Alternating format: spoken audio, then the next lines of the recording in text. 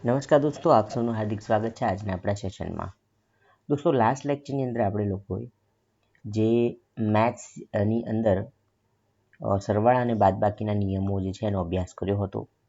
હવે આજનો જે આપણો સેશન છે એની આપણે શરૂઆત કરીએ છીએ, જેની અંદર આપણે સેશનને કન્ટિન્યુ કરીશું. આપણે જે ડિસ્કશન છે એને આપણે કન્ટિન્યુ કરીશું. લાસ્ટ લેક્ચરની અંદર આપણે દેખો સરવાળા અને બાદબાકીના નિયમો જોઈ ચૂક્યા છે. ઠીક છે. એની સાથે સાથે આપણે ગુણાકાર અને ભાગાકારના નિયમો પણ જોઈ ચૂક્યા છે દોસ્તો. ઓકે, તો આ જે સરવાળા બાદબાકી છે, ગુણાકાર ભાગાકાર છે, આ જે નિયમો છે એનો ઉપયોગ આપણે હવે શીખવાનો છે. ઠીક છે. તો કેવી રીતે એનો ઉપયોગ કરવામાં આવે છે દોસ્તો, એનો આપણે અભ્યાસ કરવાનો છે. ઓકે, તો સૌપ્રથમ આપણે એક એક્ઝામ્પલ લઈએ જેનો ઉપયોગ કરીને આપણે સમજી શકીએ છીએ કે કેવી રીતે આ નિયમો અને આ નિયમોનો ઉપયોગ આપણને ક્વેશ્ચનની અંદર થતો જોવા મળે છે. તો સૌથી પહેલાં આપણે જોઈએ કે દેખો, અગર આપણી પાસે કોઈ એક્ઝામ્પલ છે -3 + -4 -6, આ ટાઈપનો અગર કોઈ ક્વેશ્ચન છે એને આપણે સોલ્વ કરવાનો છે, તો અહીંયા આપણે સરવાળા બાદબાકીના નિયમો જે છે અને ગુણાકાર ભાગાકારના નિયમો જે છે એનો ઉપયોગ થતો જોવા મળે છે. પરંતુ આની અંદર આપણે જે કન્સેપ્ટનો ઉપયોગ કરીશું એ કન્સેપ્ટ પહેલાં આપણે જોવો પડશે કે ક્યારે પણ કોઈ પણ નેગેટિવ વેલ્યુ કોઈ બ્રેકેટની અંદર હોય છે અને આપણે આ જે બ્રેકેટને ઓપન કરીએ છીએ એની બહારની સાઈડ અગર કોઈ વેલ્યુ હોતી નથી, માની લો બહારની સાઈડ પ્લસ છે, તો આ પ્લસ અને માઇનસનું મલ્ટિપ્લિકેશન થઈને મને -2 મળે છે. પરંતુ બ્રેકેટની અંદર -2 છે અને બ્રેકેટની બહાર પણ માઇનસ છે, તો માઇનસ અને માઇનસ થઈને મને +2 મળે છે.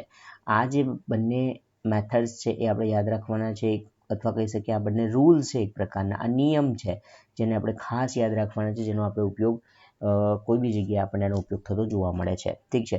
તો આ પ્રકારના ક્વેશ્ચન જે છે એને સોલ્વ કરવા માટે આપણે આ જે નિયમ છે, નિયમ કહી શકીએ અથવા ઉદાહરણ કહી શકીએ, એનો આપણે ઉપયોગ કરવો ખૂબ જ જરૂરી છે.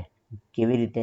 દેખો, ફરી એક એક્ઝામ્પલ જોઈ લઈએ કે -3 અને બ્રેકેટની બહાર માઇનસ હોય તો એ થઈ જાય છે +3, કારણ કે માઇનસ ઇન્ટુ માઇનસ પ્લસ થઈ જાય છે, જ્યારે માઇનસ અને બ્રેકેટની અંદર +3 છે તો એ થઈ જાય છે -3 જ્યારે બ્રેકેટ ઓપન કરીએ છીએ, જ્યારે બ્રેકેટ ખોલીએ છીએ ત્યારે.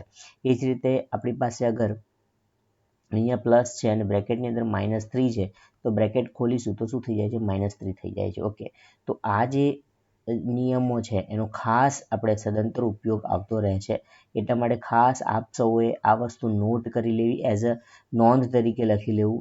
જ્યાં ક્યાંય પણ તમે નોટ કરતા હો તો તમે આ જે વસ્તુ છે એને ખાસ નોંધ તરીકે લખી દો, જેથી કરીને આપણને શું થાય છે, ખૂબ જ ઇઝી રહે છે જ્યારે આપણે આવા ક્વેશ્ચન્સને સોલ્વ કરીએ છીએ. દેખો દોસ્તો, ONGCની અંદર ઘણી વખત આ પ્રકારના ક્વેશ્ચન્સ પણ પૂછાતા હોય છે. માત્ર સાદું રૂપ આપવા માટેના ક્વેશ્ચન્સ પણ ઘણી વખત ONGCની અંદર પૂછાતા હોય છે. ઠીક છે. તો એના માટે આ ખાસ જે નોંધના સ્વરૂપમાં મેં તમને આ જે નિયમ્સ કરાવ્યા છે એ તમારે ચોકસાઈપૂર્વક લખી લેવા, નોટ કરી લેવા અને સમજી લેવા ખૂબ જ જરૂરી છે. હવે દેખો દોસ્તો, આ જે એક્ઝામ્પલ આપ્યું છે આનું સોલ્યુશન લાવવું છે, આની વેલ્યુ શોધવી છે, મારે સરવાળો બાદબાકી કરવો છે, તો સૌથી પહેલાં આ નિયમોનો ઉપયોગ કરીએ આપણે. તો સૌથી પહેલાં મારે શું કરવું પડશે? કૌંસ જે છે, કૌંસને ખોલવા પડે છે. ઓકે, કૌંસ ખોલવા માટે આપણે સૌપ્રથમ શું કરીશું? દેખો, જેમ હું તમને અહીંયા એક્ઝામ્પલની અંદર ઉદાહરણમાં ખાસ નોંધમાં મેં તમને બતાવ્યું છે કે કૌંસ ખોલવા માટે આપણે લોકોએ અહીંયા જેમ ક્વેશ્ચન જે છે એને સોલ્વ કર્યો હતો, અહીંયા ઉદાહરણ જોયા હતા, એ જ રીતે અહીંયા બહારની તરફ અગર કંઈ જ લખ્યું નથી તો અહીંયા આપણે પ્લસ માની લઈશું. બરાબર છે ને? કશું જ નથી લખ્યું તો પ્લસ માનવાનું હોય છે. તો બહાર પ્લસ છે, અંદર માઇનસ છે, તો શું થઈ જશે? અહીંયા -3 થઈ જાય છે. પ્લસ, દેખો આ પ્લસ અને આ માઇનસ, બ્રેકેટ ઓપન કરીશું તો પ્લસ માઇનસ થઈ જશે -4. અહીંયા બ્રેકેટની અંદર માઇનસ છે આ, અને બહારની તરફ પણ માઇનસ છે. માઇનસ અને માઇનસનું મલ્ટિપ્લિકેશન થઈને થઈ જશે પ્લસ. કોણ બચે છે? 6. તો આ જે ક્વેશ્ચન છે ને, આ જે ક્વેશ્ચન આપ્યો છે એની ઉપરથી આપણે કેવી રીતે કન્વર્ટ કરી દીધું? સાદી વેલ્યુમાં કેલ્ક્યુલેટ કરી દીધું છે, સાદી વેલ્યુમાં કન્વર્ટ કરી દીધું છે. કૌંસને ખોલી દીધા છે આપણે અહીંયા. બરાબર છે. હવે શું કરીશું? દેખો, -3 અને -4 આ બંનેનું સૌથી પહેલાં શું કરીશું? સોલ્યુશન લાવીશું. ઓકે, હવે આપણે જેમ સરવાળા બાદબાકીના નિયમો જે છે આ જે સરવાળા બાદબાકીના નિયમોમાં આપણે જાણીએ છીએ કે ભાઈ કોઈ એક સંખ્યા માઇનસ હોય, બીજી સંખ્યા માઇનસ હોય, બંને સંખ્યા ઋણ હોય છે તો બંનેનો શું થશે? સરવાળો થાય છે. આ નિયમ ત્રીજા નંબરનો નિયમ છે. ઓકે, તો અહીંયા આપણે જોઈએ છીએ કે -3 છે, -4 છે, તો બંનેનો સરવાળો થશે. સિમ્પલ સરવાળો કરવાનો છે. 4, 5, 6 ને 7. 7 થાય છે. મોટી સંખ્યા કઈ છે? મોટી સંખ્યા છે 4 અને 4ની સાઇન શું છે? માઇનસ છે, એટલે અહીંયા શું આવે છે? માઇનસ આવે છે. બાકીની જે સંખ્યા છે એ એમની એમ મૂકી દઈશું. હવે મારી પાસે ફરી બે સંખ્યા છે. આ બે સંખ્યાનો શું કરવાનું છે? તો કે સરવાળા બાદબાકીનો નિયમ જે છે એના મુજબ આપણે જોઈએ. સરવાળા બાદબાકીનો નિયમ એવું કહે છે કે એક સંખ્યા માઇનસ હોય, બીજી સંખ્યા જ્યારે પ્લસ હોય છે તો બંનેનું શું થાય છે? બાદબાકી થાય છે. ઓકે, તો બંનેનું શું થશે? બાદબાકી. અહીંયા કરીશું બાદબાકી, તો 7માંથી 1 જશે તો શું બચે છે? 1 બચે છે. મોટી સંખ્યા કોણ છે? 7 છે. 7 પાસે કઈ નિશાની છે? નેગેટિવ. તો અહીંયા શું આવે છે? નેગેટિવ. તો આ જે છે એ શું છે? ફાઇનલ આન્સર છે. ઓકે, ઓપ્શનની અંદર આપણને -1, +1, 0, 2 એવા ઓપ્શન આપ્યા હોય તો ત્યાં આપણે રાઈટ આન્સરને ક્લિક કરીને આવી શકીએ છીએ. ઓકે, તો આ પ્રકારના જે એક્ઝામ્પલ અથવા આ પ્રકારના ક્વેશ્ચન્સ ગાઈઝ આપણી એક્ઝામમાં આવી શકવાના ચાન્સીસ રહેલા હોય છે. જોઈએ એ જ પ્રકારનો બીજા એક્ઝામ્પલ જેનો ઉપયોગ કરીને આપણે શું કરી શકીએ છીએ? ક્વેશ્ચન્સને સોલ્વ કરી શકીએ છીએ. ઓકે, ગુણાકાર ભાગાકારની વાત આપણે કરીએ તો દેખો -2 ગુણ્યા -3 કીધું છે મને અને ભાગ્યા -5 કહ્યું છે. ઓકે, ખૂબ જ ડિફિકલ્ટ થઈ જતો હોય છે ક્વેશ્ચન ઘણી વખત આપણી માટે, કારણ કે આપણે જે છે ક્વેશ્ચન આપણને એવી રીતે દર્શાવ્યો હોય છે, ક્વેશ્ચન એવી રીતે બતાવ્યો હોય છે કે આપણા માટે એ શું થઈ જતો હોય છે? ડિફિકલ્ટ થઈ જતો હોય છે. પરંતુ હોય એકદમ સિમ્પલ હોય છે. દેખો, સૌથી પહેલાં આ બંને મેટર છે, આ બંને સંખ્યા છે એની વચ્ચે આપણે ગુણાકાર કરીશું. ગુણાકાર કરવા માટે આપણે ગુણાકારના નિયમોનો ઉપયોગ કરીશું. દેખો, ગુણાકારના નિયમમાં મેં તમને કીધું હતું કે એક સંખ્યા નેગેટિવ હોય અને બીજી સંખ્યા પણ નેગેટિવ હોય, બંનેનો ગુણાકાર કરીએ તો જવાબ પોઝિટિવમાં આવે છે. ઓકે, તો અહીંયા ગુણાકાર કરીશું -2 અને -3, પરંતુ સિમ્પલ અત્યારે તો 2 ગુણ્યા 3 અગર કરીએ તો 3 દુ 6 થાય છે અને માઇનસ થઈને અહીંયા જે આ નિયમ મને જેમ કહે છે કે બંનેની નિશાની શું આવશે? ધન આવે છે. યાની +6 જે છે એ આ બંનેનું સિમ્પ્લિફિકેશન થઈ ગયું. ત્યારબાદ ભાગાકારનો નિયમ છે, એટલે કે ભાગાકાર કરવાનો છે મારે -5 સાથે. દોસ્તો, ભાગાકારના જે નિયમ જે જોયા હતા એની અંદર મેં તમને કીધું હતું કે ઉપરની સંખ્યા અને નીચેની સંખ્યા બંને નેગેટિવ હોય તો જવાબ પોઝિટિવ આવે છે. અહીંયા જોઈએ તો ઉપરની સંખ્યા જે છે +6 છે, નીચેની સંખ્યા -5 છે. બરાબર છે દોસ્તો, આ જે ભાગાકારની જે નિશાની છે એના ઉપરથી આપણે આ સંખ્યા ઉપર અને આ સંખ્યા નીચે લખી શકીએ છીએ, કારણ કે આ જે છે શું છે? મારો અંશ છે અને આ જે છે શું છે? છેદ છે. તો અંશ આ ઉપર જે આવે છે ને અંશ કહીએ છીએ આપણે, જે નીચે આવે છે ને આપણે શું કહીએ છીએ? છેદ કહીએ છીએ. ઓકે, તો અંશ અને છેદના સ્વરૂપમાં અમે લખી ચૂક્યો છું હું અહીંયા +6 ભાગ્યા -5. તો આ કયો નિયમ છે? ઉપર પોઝિટિવ સંખ્યા છે, નીચે નેગેટિવ સંખ્યા છે, અને જ્યારે ઉપર પોઝિટિવ નીચે નેગેટિવ તો જવાબ શું આવે છે? નેગેટિવ આવે છે. જવાબ નેગેટિવ આવે છે એટલે જવાબ શું આવે છે? 6/5, અને આખો જે જવાબ છે એનું શું આવશે? નેગેટિવ, એટલે -6/5 આ શું છે? આપણો આન્સર છે. ગાઈસ, ઘણી વખત આ જે આન્સર છે એ પોઈન્ટમાં પણ આપ્યો હશે આપણને, બરાબર, સમથિંગ 1.23 કેવી રીતે આપ્યો હશે, એ કેવી રીતે લાવવું, એનું સાદુરૂપ કેવી રીતે કરવું, એના ક્વેશ્ચન, એના ઉદાહરણ પણ આપણે જોવાના છે ઇન ફ્યુચર. તો અત્યાર માટે આપણે એટલું જ યાદ રાખવાનું છે કે -6/5 જે છે શું છે? આપણો આન્સર છે. ઓકે, તો ક્યાંય પણ અગર કોઈ પણ જગ્યાએ આપણને બ્રેકેટવાળા ક્વેશ્ચન્સ આવે છે, માની લો -20 છે ભાગ્યા -10 છે, બરાબર છે, -20 ભાગ્યા -10, તો આનો કેવી રીતે ઉપયોગ કરીશું આપણે? દેખો, આ શું છે? ઉપર માઇનસની નિશાની, નીચે પણ માઇનસની નિશાની, તો જવાબ ધનમાં આવે છે એટલે -20 ભાગ્યા -10 એટલે થઈ જશે 10 દુ 20, તો અહીંયા 2 આવે છે અને બંને માઇનસ છે તો જવાબ શું આવશે? પ્લસ આવે છે. તો +2 જે છે એ આન્સર છે, રાઈટ. એ જ રીતે ગુણાકારની અંદર માની લો -5 છે ગુણ્યા +7 છે -2 છે, તો આ રીતે અગર ગુણાકાર છે તો જેમ આપણે જાણીએ છીએ, મેં તમને કહ્યું હતું કે ગુણાકારની અંદર સિમ્પલી આપણે શું કરવાનું છે, ગુણાકાર કરવાનો છે. 7 પંચા 35 થાય છે, તો 35 થશે. અને અહીંયા એક સંખ્યા કેવી છે, નેગેટિવ છે, એટલે જવાબ નેગેટિવ આવે છે. આ બંને વચ્ચેનો જવાબ -35 આવે છે અને બાકીની બીજી સંખ્યા જે છે -2. તો અહીંયા સિમ્પલી શું કરીશું, આપણે ગુણાકાર કરીશું. 35 દુ 70 અને આપણો નિયમ શું કહે છે, માઇનસ ગુણ્યા માઇનસ શું થાય છે, પ્લસ થાય છે. એટલે અહીંયા શું થઈ જશે, +70. એ શું છે, રાઈટ આન્સર છે, એક જવાબ છે. ઓકે, તો અત્યારે આપણે શું જોયું કે જે આપણે સરવાળા બાદબાકી ગુણાકાર ભાગાકારના જે નિયમો જોયા હતા એ નિયમોની એપ્લિકેશન અને ઉપયોગનો ભાગ જે છે એ આપણે અહીંયા સંપૂર્ણ રીતે જોઈ ચૂક્યા છે. ઓકે, તો આ જે ભાગ જે છે એનો આપણને ઘણી જગ્યાએ ઘણા સાદુરૂપ આપવા માટે ઘણા સાદુરૂપના ક્વેશ્ચન્સ પૂછાતા હોય છે. ઠીક છે, તો આ સાદુરૂપના સિમ્પ્લિફિકેશનના ક્વેશ્ચન્સ જે છે એની અંદર એ નિયમો જે છે એ ખાસ યાદ રાખવા, ખાસ એ નિયમોનો ઉપયોગ થતો આપણને જોવા મળે છે અને ઓએનજીસીની અંદર એ પ્રકારના ક્વેશ્ચન્સ આવતા હોય છે. તો હવે આપણે સ્ટાર્ટ કરીએ છીએ આપણું જે યુનિટ છે નેક્સ્ટ એ છે પૂર્ણાંક અને અપૂર્ણાંક. ઓકે, પૂર્ણાંક અને અપૂર્ણાંક. પૂર્ણાંક અને અપૂર્ણાંક જે છે એ શું છે, આપણો નેક્સ્ટ ટોપિક છે. આની પહેલાં આપણે સિમ્પલ નિયમો જોયા છે, નિયમોનો ઉપયોગ ક્યાં થાય છે એ આપણે જોયું છે. હવે આપણે જોઈએ પૂર્ણાંક અને અપૂર્ણાંક શું છે.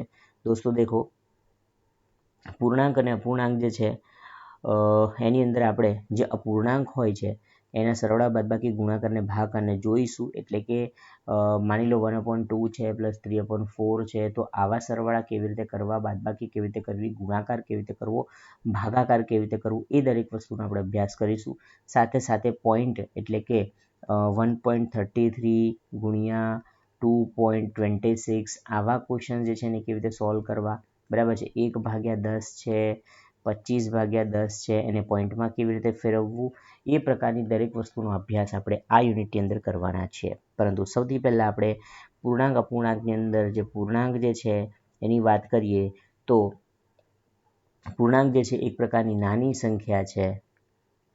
પૂર્ણાંક શું છે, એક નાની સંખ્યા છે, બરાબર, જેનાથી આપણે મોટી સંખ્યાને ભાગી શકીએ છીએ. જેનાથી મોટી સંખ્યાને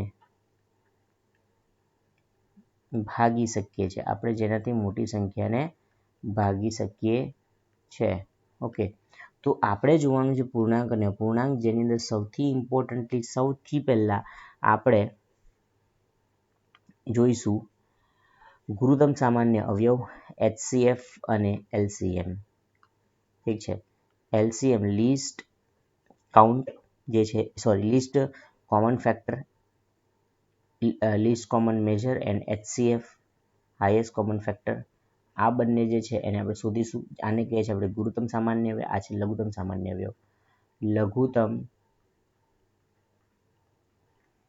સામાન્ય અવયવ અને આ છે ગુરુત્તમ સામાન્ય અવયવ. તો લઘુત્તમ સામાન્ય અવયવ અને ગુરુત્તમ સામાન્ય અવયવ જે છે એને આપણે કેવી રીતે એના ક્વેશ્ચન જે છે એને સોલ્વ કરીશું એની આપણે ચર્ચા કરવાની છે. તો દેખો દોસ્તો, સૌથી પહેલાં આપણે જોઈએ કે LCM જે છે કેવી રીતે ફાઇન્ડ કરવામાં આવે છે. LCM એટલે લઘુત્તમ સામાન્ય અવયવ જે છે કેવી રીતે ફાઇન્ડ કરવામાં આવે છે, કેવી રીતે શોધવામાં આવે છે.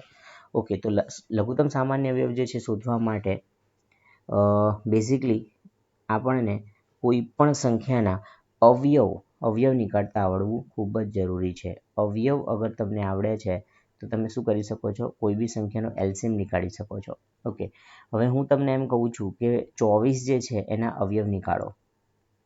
અવયવ એટલે શું, તો અવયવ જે છે એનો ગુણાકાર થઈને મને આ સંખ્યા મળી જાય એને આપણે અવયવ કહીએ છીએ, બરાબર. જેમ કે 24ના અવયવ જે છે એ કયા થાય છે, દેખો 12 દુ 24, 6 દુ 12, 3 દુ 6. તો આ જે આયા એ શું છે, 24ના અવયવ છે. તો આ બધા જે છે અવયવો એનો ગુણાકાર કરીશું આપણે. જે અહીંયા મેં અવયવ મેળવ્યા છે 3, 2, 2 અને 2. તો આનો ગુણાકાર કરીશું તો આપણને શું મળી જાય છે, ફાઇનલી 24 મળી જાય છે, બરાબર છે. 3 દુ 6, 6 દુ 12, બાર દુ 24, તો એને શું કહીએ છીએ આપણે? અવયવ કહીએ છીએ. પરંતુ આ 24 જે છે તો નાની સંખ્યા છે. આ કેવી સંખ્યા છે? નાની સંખ્યા છે. એટલા માટે એના અવયવ મને મૌખિક રીતે મળી જાય છે. પરંતુ અવયવ અગર માની લો કોઈ મોટી સંખ્યાના અવયવ શોધવા છે, મોટી સંખ્યાના અવયવ, તો મોટી સંખ્યાના અવયવ શોધવા મૌખિક રીતે કેવા છે? અઘરા છે, ડિફિકલ્ટ છે, ઠીક છે, ટફ છે. તેના માટે આપણે શું કરીશું? એના માટે એક રીત વિકસાવેલી છે મેં, એ રીતનો તમારે ઉપયોગ કરવાનો છે. કેવી રીતે? જેમ કે માની લો 100 છે અને 100ના મારે અવયવ બનાવવા છે, એટલે અવયવ પાડવા છે આ રીતે, બરાબર. દેખો દોસ્તો, એક વખત તમે અવયવ પાડશો ત્યારે જ તમે LCM શોધી શકશો. એટલે લિસ્ટ કાઉન્ટ જે છે, લિસ્ટ જે કોમન મલ્ટિપલ જે છે એ શોધવા માટે મારે શું કરવું પડશે? સૌથી પહેલા આપણે જે અવયવ જે છે એ શોધવા ખૂબ જ જરૂરી છે, બરાબર ને? તો અવયવ જે છે એ શોધવા ખૂબ જરૂરી છે. અને અવયવ કેવી રીતે શોધીએ છીએ એની સૌથી ઇઝી રીત હું અહીંયા તમને બતાવી રહ્યો છું. માની લો 100 જે છે એને અવયવ પાડવા છે, તો સૌથી પહેલા 100 જે છે એને 2 વડે ભાગવાનો પ્રયત્ન કરીશું આપણે. 2 વડે ભાગીશું તો 2 વડે ભાગીશું એટલે અહીંયા શું થઈ જાય છે? એના અડધા 50 થઈ જાય છે. એને ફરીથી 2 વખત ભાગવાનો પ્રયત્ન કરીશું તો અહીંયા 25 થઈ જાય છે. એને ફરીથી 2 વખત ભાગવાનો પ્રયત્ન કરીશું પરંતુ ભગાશે નહીં, કારણ કે 25 જે છે એને 2ના ઘડિયામાં એટલે 25ના અડધા થઈ શકતા નથી. પરંતુ શું 3ના ઘડિયામાં 25 આવે છે? તો 3ના ઘડિયામાં પણ 25 નથી આવતા, બરાબર. એટલે 3ના ઘડિયામાં 25 આવતા નથી. તો પછી 4ના ઘડિયામાં 25 આવે છે. દેખો, 2ના ઘડિયામાં નથી આવતા, 3ના ઘડિયામાં નથી આવતા, 4ના ઘડિયામાં નથી આવતા, 5ના ઘડિયામાં આવે છે. પાયો 25 એટલે આ 5 5 25 થઈ જાય છે. અને 5 જે છે એ કેવો નંબર છે કે જે પોતાની વડે જ ભાગી શકાશે, એટલે 5 એકા 5. તો અહીંયા જે મને આ જે અવયવ મળે છે એ કોના અવયવ છે? 100ના અવયવ છે. દેખો, આ 100 છે, એના અવયવ છે 2 ગુણ્યા 2 ગુણ્યા 5 ગુણ્યા 5. તો આ જે અવયવ મળે છે એ કોના અવયવ છે? 100ના અવયવ છે. ઓકે, તો આપણે અવયવ પાડતા શીખી ચૂક્યા છે. હવે જોઈએ કે કેવી રીતે LCM શોધીશું. કોઈ પણ સંખ્યા આપી છે મને અને એ સંખ્યાની મારે શું શોધવો છે? LCM શોધવો છે. કોઈ પણ 2-3 સંખ્યા મને આપી હોય અને એનો મારે LCM શોધવો છે તો કેવી રીતે આપણે શોધીશું? ઓકે, દેખો દોસ્તો, 36 છે, 108 છે અને 60 છે. આ 3 સંખ્યાનો મારે શું શોધવો છે? LCM શોધવો છે. શું શોધવો છે? LCM. તો 3 સંખ્યાનો મારે LCM શોધવો છે. તો એના માટે આપણે જે પ્રકારે પ્રિવિયસલી અવયવ પાડ્યા હતા એ જ પ્રકારની રીતનો ઉપયોગ કરવાનો છે. પરંતુ દોસ્તો, જે અવયવ આપણે જે પાડતા શીખ્યા છે એનો ઉપયોગ આપણે HCF ની અંદર કરીશું. LCM વખતે આપણે ડાયરેક્ટલી આ મેથડનો ઉપયોગ કરીશું. કેવી રીતે? દેખો, મારે શોધવું છે LCM, તો સૌથી પહેલા 36ને મૂકીશું. પછીની સંખ્યા કઈ આપી છે? 108. પછીની સંખ્યા કઈ આપી છે? 60 આપી છે. એનું એક સાથે આપણે કોષ્ટકની અંદર મૂકીને ભાગાકાર કરવાનો પ્રયત્ન કરીશું, જેમ આપણે આગળ અવયવ પાડ્યા એ રીતે. મેં જેમ અવયવ પાડ્યા ત્યારે મેં તમને કીધું હતું કે સૌથી પહેલા આપણે 2 વડે ભાગાકાર કરીશું. 2 વડે આપણે ભાગાકાર કરીશું તો 36નો 2 વડે ભાગાકાર થઈ શકે છે, બરાબર. કારણ કે અહીંયા શું થાય છે? 18 દુ 36 થાય છે. 108 જે છે એના અડધા જે છે કેટલા થતા હોય છે? 54, કારણ કે આપણે 2 વડે ભાગ કરીએ છીએ. 60ના અડધા થતા હોય છે 30, કારણ કે આપણે 2 વડે ભાગ કરી રહ્યા છીએ. એટલે 2 વડે 3 સંખ્યાના ભાગ પડી ચૂક્યા છે. હવે ફરીથી 2 વખત ટ્રાય કરીએ તો 9 દુ 18 થતું હોય છે. એટલા માટે 18ના અડધા 9 થાય છે. 54 જે છે એના અડધા કેટલા થાય છે? 27 થાય છે. અને 30ના અડધા 15 થાય છે. એટલે ત્રણેયના અડધા પોસિબલ છે, એટલે 2 વડે ભાગ અહીંયા ચાલી રહ્યો છે. હવે વધીએ આગળ. આ 2 પછી હંમેશા દેખો દોસ્તો, જ્યારે બી આપણે LCMનો ક્વેશ્ચન સોલ્વ કરતા હોઈએ છીએ તો પહેલી વખત 2, પછી 3, પછી 4, પછી 5, એમ સિક્વન્સ વાઇઝ આપણે આગળ વધવાનું હોય છે. તો 2 વડે મેં પ્રયત્ન કર્યો છે અને 1 સ્ટેપથી આગળ 2 સ્ટેપ આપણે આગળ વધી ચૂક્યા છે. હવે 3 વડે પ્રયત્ન કરીએ કે 3 વડે કેટલા જે આંકડા છે એનો ભાગ ચાલી શકે છે. તો 3 જે છે એના વડે એક તો 3 તરી 9 થાય છે, 3 9 27 થાય છે અને 3 પંચા 15 થતા હોય છે. એટલા માટે ત્રણેય અવયવનો ભાગ જે છે 3 વડે ચાલી ચૂક્યો છે. વધીશું આગળ. શું 3 વડે હજી ભાગ ચાલે છે? યસ. કેમ? કારણ કે 3 એકા 3, 3 તરી 9 અને 5 જે છે એ 3ના ઘડિયામાં આવતો નથી, તો 5ને એમનો એમ એઝ ઇટ ઇઝ આપણે અહીંયા મૂકી દઈશું, બરાબર છે. હવે શું કરીશું? દેખો દોસ્તો, 3 વડે શું હજી ભાગ ચાલશે? યસ, અહીંયા 1 આવી ચૂક્યો છે એને કેરી ફોરવર્ડ કરીશું. અહીંયા 1 લખી દઈશું. 3 એકા 3 એટલે આ 3ની જગ્યાએ 1 થઈ જાય છે કારણ કે 3 એકા 3 અને અહીંયા ભાગ ચાલતો નથી 5ને આપણે કેરી ફોરવર્ડ કરીશું. હવે અલ્ટિમેટ મારો ગોલ છેલ્લે શું છે કે 3 જગ્યાએ 1 1 1 આવી જવો જોઈએ. હવે અહીંયા 2 જગ્યાએ મને 1 મળી ચૂક્યો છે, અહીંયા મારે 1 જોઈએ છે તો હું શું કરું છું? હવે 5 વડે ભાગ ચલાવું છું. અહીંયા 1 છે, બંનેને કેરી ફોરવર્ડ કરીશું અને 5 એકા 5 એટલે આ 5ની જગ્યાએ 1 થઈ જાય છે કારણ કે 5 એકા 5 કરે છે. તો અહીંયા ત્રણેય જગ્યાએ નીચે મને 1 મળી ચૂક્યો છે. 1 મળી ચૂક્યો છે ઇટ મીન્સ શું થઈ ચૂક્યું છે કે મારો અલ્ટિમેટ ગોલ જે છે અલ્ટિમેટ ગોલ એ છે કે ત્રણેય જગ્યાએ શું આવી જાય? 1 આવી જાય. તો અહીંયા જેટલી પણ મારી આ સંખ્યા મળી છે આ દરેક સંખ્યાનું શું કરીશું આપણે? મલ્ટિપ્લિકેશન કરીશું કારણ કે મારે શું શોધવું છે? LCM, least common multiple find કરવાનું છે. એટલે 2 ગુણ્યા 2 ગુણ્યા 3 ગુણ્યા 3 ગુણ્યા 3 ગુણ્યા 5 થાય છે. હવે આ જે 2 છે એ કેટલી વખત છે? 2 વખત છે એટલે 2ની 2 ઘાત રીતે લખી શકીએ. 3 કેટલી વખત છે? 3 વખત છે. 3ની 3 ઘાત રીતે લખી શકીએ અને અહીંયા 5 રીતે લખી શકીએ છીએ આપણે. 5 એક જ વખત છે એટલે 5ને એક વખત લખીશું. બરાબર છે? તો ઘણી વખત તમે આ રીતે વર્ગના અને ઘનના સ્વરૂપમાં પણ લખેલું જોયું હશે. ઓકે, તો દેખો દોસ્તો 2ની 2 ઘાત છે, 3ની 3 ઘાત છે અને ડાયરેક્ટલી બી અને અગર ગુણાકાર કરી નાખીએ છીએ તો પણ આપણને જવાબ મળી જતો હોય છે. કેવી રીતે? કે 2 ગુણ્યા 2 4, 4 તરી 12, 12 તરી 36, બરાબર છે? અને 36 જે છે 36ને 3 વડે મલ્ટીપ્લાય કરીશું તો 3 છંગ 18 નો 8 વધી 1 3 તરી 9 અને શું થઈ જશે? 10 108 108ને 5 વડે મલ્ટીપ્લાય કરીશું. બરાબર છે? એટલે આપણને ફાઇનલી જે આન્સર મળે છે એ મળે છે 540. 540 શું છે? દેખો અહીંયા શું મળે છે મને? 108. આ ગુણાકાર હું એટલા માટે લખું છું કારણ કે આપણને ગુણાકાર પણ શીખવાનો છે.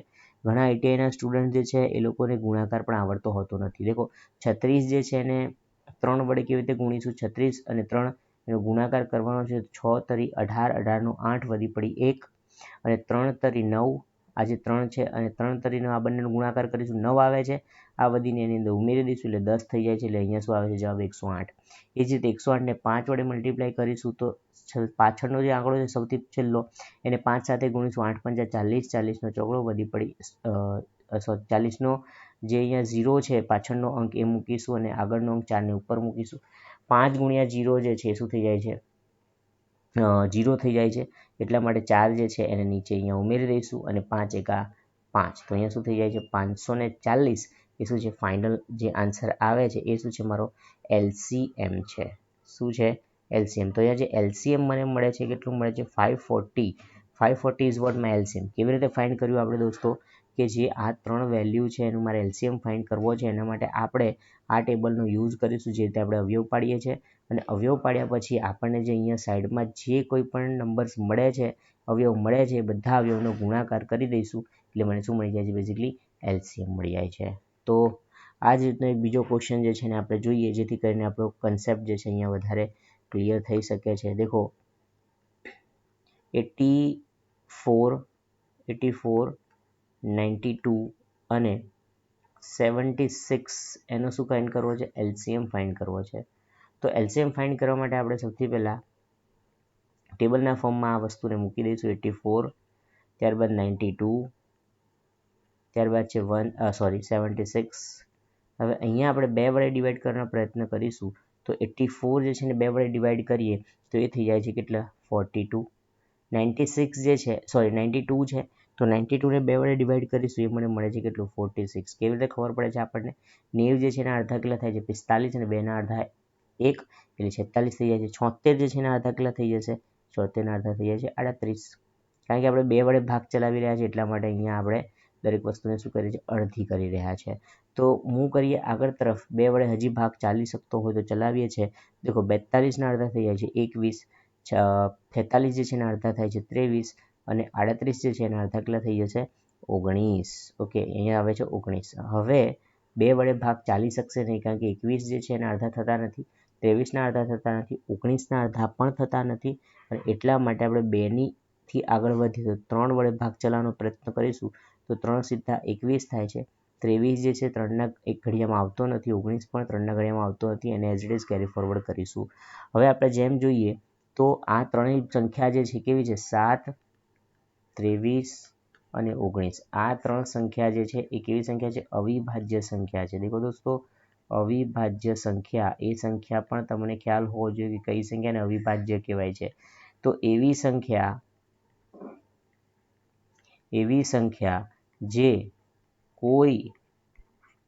કોઈના ગુણાકારથી બનતી નથી. ઇન શોર્ટ, આ એવી સંખ્યા કે જે કોઈ જ ઘડિયામાં નથી આવતી, કોઈના ઘડિયામાં આવતી નથી. બરાબર છે. તો સિમ્પલી આ પ્રકારની જે સંખ્યા છે એને આપણે કેવી કહીએ છીએ, અવિભાજ્ય કહીએ છીએ. જેમ કે 7 જે છે તો એનું 7 એકા 7 થાય છે, એના સિવાય કોઈ બીજું એનું વિભાજન છે નહીં. 23 જે છે 7 તરી 21 થાય છે, બધું 23 ક્યાંય થતું નથી. 23 ગુણ્યા 1 એ જ મને 23 આપે છે. 19 ગુણ્યા 1, 19 એકા 19, આના સિવાય બીજા કોઈ જ ભાગ એના પડી શકતા નથી. એવી સંખ્યાને આપણે કહીએ છીએ અવિભાજ્ય સંખ્યા. તો અહીંયા અવિભાજ્ય સંખ્યા છે એટલા માટે આપણે હવે 7 એકા 7, 23 એમના એમ, 19 એમના એમ કરીશું. એટલે પોતાની સાથે જ એને પોતે જ એનો અવયવ બની જશે. બરાબર છે. એ જ રીતે 23, તો અહીંયા 1, 1, 19 અને અહીંયા 19, તો અહીંયા 1, 1 અને 1 આ રીતે થઈ જાય છે. બરાબર. તો અહીંયા જે મને અવયવ મળ્યા છે, આ બધા અવયવ એનું મલ્ટિપ્લિકેશન કરીએ તો એ મને શું આપે છે, એલસીએમ આપે છે. દેખો એલસીએમ હું કેવી રીતે ફાઇન્ડ કરીશ, 2 ગુણ્યા 2 ગુણ્યા 3 ગુણ્યા 7 ગુણ્યા 23 ગુણ્યા 19, અને આ જે છે ફાઇનલી એ મને આપે છે 36,708. આ ગુણાકાર કરીશું આપણે, જે મને આપે છે આટલી વેલ્યુ, જે શું છે, મારો એલસીએમ છે. ઓકે. તો આ જે આપણે જોયું કેવી રીતે એલસીએમ શોધીશું, એટલે કેવી રીતે આપણે જે લીસ્ટ કોમન મલ્ટિપલ જે છે એ ફાઇન્ડ કરીએ છીએ. ઓકે. હવે આપણે મૂવ કરીએ નેક્સ્ટ જે ક્વેશ્ચન છે આપણો એના તરફ, જે અથવા કન્સેપ્ટ છે આપણો એ છે એચસીએફ. એચસીએફ જે છે એ શું છે, હાઈએસ્ટ કોમન ફેક્ટર છે એ આપણે ફાઇન્ડ કરવાનો છે. તો હાઈએસ્ટ કોમન ફેક્ટર એટલે ગુરુત્તમ સામાન્ય અવયવ કહી શકીએ છીએ આપણે. આનો અર્થ શું થાય છે, ગુરુત્તમ સામાન્ય અવયવ. ગુરુત્તમ સામાન્ય અવયવ જે છે શોધવો છે મારે, એના માટે પણ આપણને અવયવ પાડતા આવડવા ખૂબ જ જરૂરી છે. જેમ કે દોસ્તો, મને એમ કહેવામાં આવે છે કે 24 અને 72 આ બંને સંખ્યા જે છે એનું શું ફાઇન્ડ કરો, એચસીએફ ફાઇન્ડ કરો. દેખો દોસ્તો, 24 અને 72 ખૂબ જ નાની સંખ્યા લીધી છે અહીંયા મેં, અને આ નાની સંખ્યા છે એનો મારે અહીંયા એચસીએફ ફાઇન્ડ કરવાનો છે. આપણને એક્ઝામની અંદર મોટી સંખ્યા પણ આવી શકે છે. તો મોટી સંખ્યા જ્યારે ક્યારે આવે છે ત્યારે આપણે અવયવ પાડવાની જરૂરત પડશે. અને અવયવ આપણે કેવી રીતે પાડીશું, આપણે અવયવ પાડવાની જે રીત શીખ્યા હતા એવી રીતે પાડીશું. ઓકે. હવે અહીંયા સૌથી પહેલાં અગર એચસીએફ શોધવો છે તો સ્વતંત્ર રીતે આપણે અવયવ પાડવા જરૂરી છે. સ્વતંત્ર અવયવ જરૂરી છે. જ્યારે એલસીએમની અંદર આપણે ભેગા બધાને એક સાથે એક જ કોષ્ટકમાં એક જ સાથે આપણે શું કરતા હતા, એના અવયવ પાડતા હતા. જ્યારે આ જે છે એચસીએફ એની અંદર સ્વતંત્ર રીતે અવયવ પાડવા જરૂરી છે. જેમ કે 24 જે છે એના અવયવ હું અહીંયા બનાવું છું. દેખો 24 ને 2 વડે ડિવાઈડ કરીશું, અહીંયા થઈ જશે 12, અહીંયા થઈ જશે 2 વડે, એ થઈ જશે 6, હજી 2 વડે કરીશું તો થઈ જાય છે 3, અને હવે 2 વડે નહીં થાય એટલે થઈશું 3 એકા 3. તો એના જે પર્ટિક્યુલર 24 જે છે એટલે કે 24 જે છે એના અવયવ શું આવે છે, 2 ગુણ્યા 2 ગુણ્યા 2 ગુણ્યા 3. એ જ પ્રકારે આગળ વધીએ તો 72 જે છે એની વાત કરીએ આપણે, તો 72ના કેસમાં અહીંયા આપણે 2 વડે ડિવાઈડ કરીશું તો અહીંયા શું થાય છે, 36 થાય છે, 36 દુ 72. એ જ રીતે આગળ વધીએ, 18 દુ 36, હજી આગળ વધીએ તો 9 દુ 18 એટલે 9 થશે. પછી 2 વડે ભાગ નહીં ચાલે એટલે 3 તરી 9, અને એના પછી જોઈએ તો 3 એકા 3. તો જે 72 જે છે 72ના ભાગ શું મળે છે દોસ્તો, 2 ગુણ્યા 2 ગુણ્યા 2 ગુણ્યા 3 ગુણ્યા 3. તો આ જે અવયવ જે છે, બંને સંખ્યા જે છે એના અવયવ જે પાડ્યા છે આપણે, એના ઉપરથી જ આપણને ડાયરેક્ટલી એચસીએફની વેલ્યુ મળે છે. એચસીએફ શું છે, હાઈએસ્ટ કોમન ફેક્ટર છે. તો આ બંને અવયવમાંથી કયા કયા અવયવ એક સરખા છે, જેને હું અલગથી થી દર્શાવું છું. દેખો આની અંદર 2 છે, આની અંદર 2 છે, આની અંદર બીજો 2 છે, આની અંદર બીજો 2 પણ છે, આની અંદર ત્રીજો 2 છે, આની અંદર ત્રીજો 2 છે, આની અંદર એક 3 છે, આની અંદર એક 3 છે, આની અંદર એક 3 છે, પરંતુ આની અંદર એક 3 નથી. તો જેટલા અવયવ આની અંદર સરખા છે એને હું અહીંયા રેડ માર્કરથી બતાવું છું. દેખો આટલા અવયવ જે છે અહીંયા શું છે? સરખા છે. કયા કયા અવયવ સરખા છે? બંનેમાં કોમન અવયવ કયા છે? કોમન કયા કયા છે? તો 2 ગુણ્યા 2 ગુણ્યા 2 ને ગુણ્યા 3 આટલા ફેક્ટર કેવા છે? કોમન આવે છે. અને એટલા કોમન આવે છે તેનો ગુણાકાર કરીશું. 2 દુ 4, 4 દુ 8, 8 તરી 24. તો જે 24 મળે છે મને એ શું છે? આનો આ બંને સંખ્યાનો HCF શું આવે છે? 24 આવે છે. એટલે કે હાઈએસ્ટ કોમન ફેક્ટર શું મળે છે? 24 મળે છે. ઠીક છે દોસ્તો. તો HCF શોધવા માટેની સૌથી ઇઝી રીત મેં અહીંયા તમને બતાવેલી છે કે HCF આપણે કેવી રીતે શોધીશું. ઓકે, ફરીથી એક એક્ઝામ્પલ આપણે એનો જોઈએ જેથી કરીને આપણને એનો આઈડિયા જે છે અહીંયા શું થાય છે? ક્લિયર થઈ શકે છે. બરાબર, કારણ કે HCF અગર આપણને પૂછાય છે ફાઇન્ડ કરવાનો તો ઘણી વખત આપણને કન્ફ્યુઝન ક્રિએટ થતું હોય છે. ઓકે, જેમ કે માની લો કે આપણી પાસે અહીંયા સમથિંગ 16 છે, 32 છે, 64 છે. આ ત્રણ સંખ્યાનો HCF શોધવો છે તો સૌથી પહેલાં હું 16 જે છે એને શું પાડી દઈશ? અવયવ પાડી દઈશ. દેખો દોસ્તો, સંખ્યા નાની છે, અવયવ તમે જાતે પણ પાડી શકો છો એમનેમ, પરંતુ આ રીતનો જ ઉપયોગ કરતા રહીશું આપણે તો આરામથી દરેક વખતે જ્યારે અવયવ અઘરા આવે છે ત્યારે આપણે એને સોલ્વ કરી શકીએ છીએ. બરાબર છે. તો અહીંયા આપણે જોઈએ, આપણી જે અવયવની રીત છે એના વડે અવયવ પાડીએ તો અહીંયા 2 વડે ભાગ હજી ચલાવીશું. 2 ચોક 8, 2 દુ 4 અને 2 એકા 2. તો આ જે છે અવયવ કોના આવી ગયા? 16ના અવયવ છે. અહીંયા લખીશું 16ના અવયવ શું છે? 2 ગુણ્યા 2 ગુણ્યા 2 ગુણ્યા 2. એ જ રીતે 32ના અવયવ જોઈએ આપણે. 32ના અવયવ જે છે 16 દુ 32, એના અવયવ પછી 8 દુ 16, 4 દુ 8, 2 દુ 4 અને 2 એકા 2. તો જે અહીંયા 32 જે છે એના અવયવ શું આવે છે? 2 ગુણ્યા 2 ગુણ્યા 2 ગુણ્યા 2 ગુણ્યા ને 2. એટલે કેટલી વખત આવે છે? 1 2 3 4 ને 5 વખત 2 ટાઈમ્સ 2 આવે છે. એ જ રીતે 64ના અવયવ ડેવલપ કરીએ છીએ. દેખો દરેકમાં 2 2 વધતા જાય છે કારણ કે મલ્ટિપલ લખ્યા છે મેં અહીંયા. તો 2 32 દુ 64, એના પછી એનું જ આવશે 16 દુ 32, 8 દુ 16, 2 ચોક 8, 2 દુ 4, 2 એકા 2. તો જે 64 છે એની અંદર શું થશે? 2 ગુણ્યા 2 ગુણ્યા 2 ગુણ્યા 2 ગુણ્યા 2 ગુણ્યા 2. તો હવે સમય છે કે આપણે જે HCF જે છે એને ઇવેલ્યુએટ કરીએ, HCF ફાઇન્ડ કરીએ. હવે અહીંયા દેખો 4 વખત 2 છે, અહીંયા પણ 4 વખત 2 છે અને અહીંયા પણ 4 વખત 2 છે. એના સિવાય આ જે 2 છે એક્સ્ટ્રા છે. આ બંને 2 શું કહેવાય છે? એક્સ્ટ્રા છે, જેને આપણે કાઉન્ટ કરવાના નથી. સરખા ત્રણેયમાંથી એકદમ સરખા કયા આવે છે? કેટલા આવે છે? 2 ગુણ્યા 2 ગુણ્યા 2 ગુણ્યા 2. 4 વખત 2 જે છે એ શું છે? સરખા છે. એટલે 2 દુ 4, 4 દુ 8, 8 દુ ને 16. તો ટોટલ 16 જે છે એ શું આવે છે? એનો HCF આવે છે. ઓકે ગાઈઝ, તો HCF કેવી રીતે શોધવો, કેવી રીતે ફાઇન્ડ કરવો એ આપણે અહીંયા જોઈ ચૂક્યા છે. તો આજના સેશનમાં આપણે શું શીખ્યા? આજના સેશનમાં આપણે સરવાળા બાદબાકી ગુણાકાર ભાગાકાર જે છે એના નિયમોનો ઉપયોગ કરતા શીખ્યા અને લિસ્ટ કાઉન્ટ અવયવ કેવી રીતે પાડવા અને LCM અને HCF જે છે એને કેવી રીતે સોલ્વ કરવા, એટલે એના ક્વેશ્ચનને કેવી રીતે સોલ્વ કરવા એનો આપણે અહીંયા અભ્યાસ કરેલ છે. ઓકે, તો મળીશું નેક્સ્ટ લેક્ચરમાં નવા ટોપિક સાથે. ત્યાં સુધી આપ સૌ પ્રિપેરેશન કરતા રહો. જય Bharat. Thank you so much.